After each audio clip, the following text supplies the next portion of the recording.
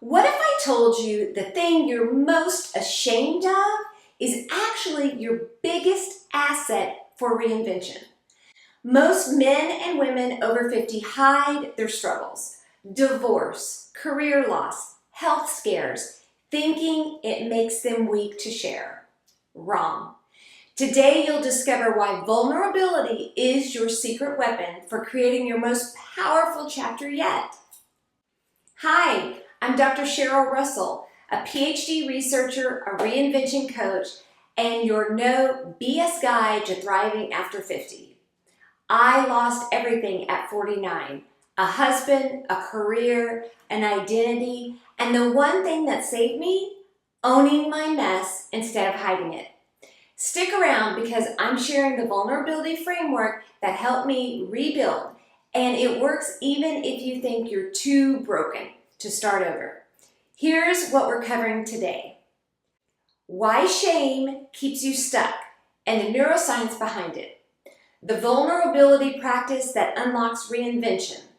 My 3-step shame to strength process. Real stories from women who transformed after 50. Now let's start with the science. Dr. Brené Brown's research on 13,000 plus people shows shame triggers the same brain region as physical pain.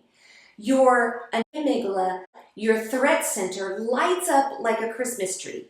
It floods you with cortisol, shuts down creativity, makes you want to hide. Here's the kicker.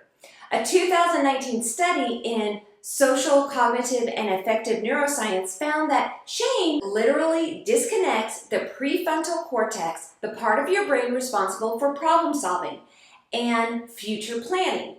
Translation, shame doesn't just feel bad, it blocks reinvention at a neurological level. My husband and I, when we found out our son had an addiction problem, I couldn't tell my best friends for months. I felt like a failure. I had failed as a parent. Every morning I'd wake up with a pit in my stomach, that cortisol doing its damage. I wasn't just sad, I was neurologically stuck. Think about something you're carrying right now, a mistake, a regret, a failure. Notice how your body feels, that tightness in your chest. That's shame doing its job, keeping you small. But we're not done yet.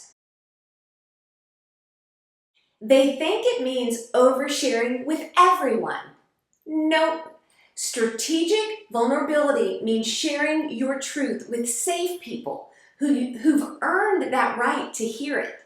Dr. Kristen Neff's self-compassion research shows that when we share struggles with trusted others, our oxytocin levels rise, the bonding hormone that reduces stress. A 2020 study in emotion found that vulnerability self-disclosure actually increases perceived competence and likability. People respect honesty. They run from perfection. Here's my practice. I joined a group for family members of addicts at 48. 20 strangers. First meeting, we went around and shared our stories. When I spoke, I was barely audible because of all the crying. I got it out and I felt so embarrassed. The room was dead silent. Then every woman started nodding. Some were crying. One said, "Thank God, I thought it was only me." That meeting changed everything. Your move is you find the one person, a friend, a therapist, a support group, and share the thing you've been hiding. Not for sympathy, but for connection. Research from UCLA shows that vulnerability expressing emotions reduces activity in the amygdala by 30%. Talking about shame literally quiets the threat response in your brain.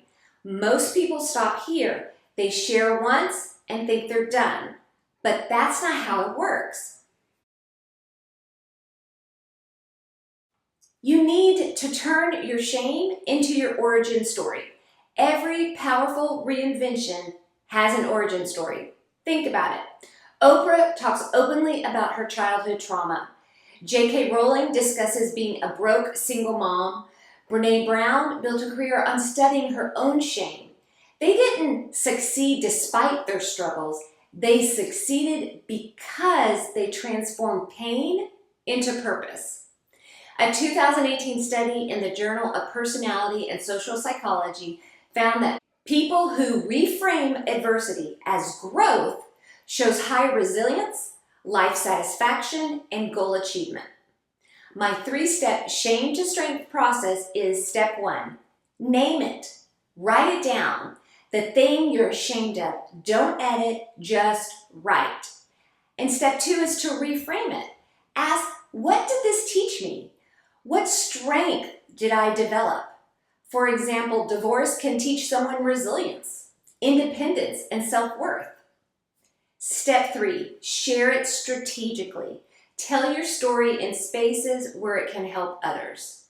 Real example, after my reinvention, I started coaching. When potential clients ask why they should work with me, I didn't list my credentials first. I say, I rebuilt my life at 50 after losing everything. If I can do this, so can you. That vulnerability, that's what builds trust. That's what makes people say, she gets it. Remember, vulnerability isn't a weakness. It's courage with skin on it. And if you're loving this, please hit that subscribe button. We drop new midlife truth bombs every week. Let's talk about what's really holding you back. You might be thinking, but my situation is different. My shame is too big. People will judge me. I hear you. In a 2017 study in Psychology and Aging found that women over 50 report higher levels of self-criticism than any other age group. We've spent decades being told to have it all together, to be strong, to be perfect. Don't complain. So when life falls apart, we really think we failed at being a human. But we didn't fail. You're not alone. Most people over 50 feel this way at times. But here's the truth bomb. When I stopped hiding and I started sharing, it was like a weight was lifted. Everything changed. Within 6 months, I connected with 200 plus in my community. I had several professional opportunities, felt more alive than I had in 20 years. But here's what surprised me the most.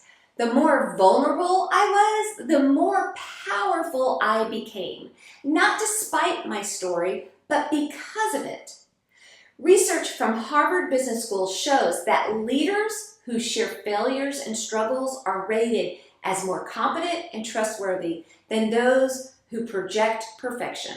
Imagine this. You wake up tomorrow and you're not carrying that heavy secret anymore. You've shared it, you have owned it, and then you transformed it. How would you show up differently? What would you create? What would you become? That's not fantasy. That's available to you right now. The only thing between you and your next chapter is the willingness to be seen. It's messy, it's imperfect, and it is real. Let's bring it home. Here's what we covered today. Shame hijacks your brain. It's not just emotional. Strategic vulnerability heals. Share with safe people who've earned your trust. Your story is your power. Turn that shame into your origin story. Your past doesn't disqualify you. It qualifies you. Every struggle, every loss, every moment you thought you would break. That's your resume for reinvention. You can take control one vulnerable conversation at a time. All right, beautiful human, your turn.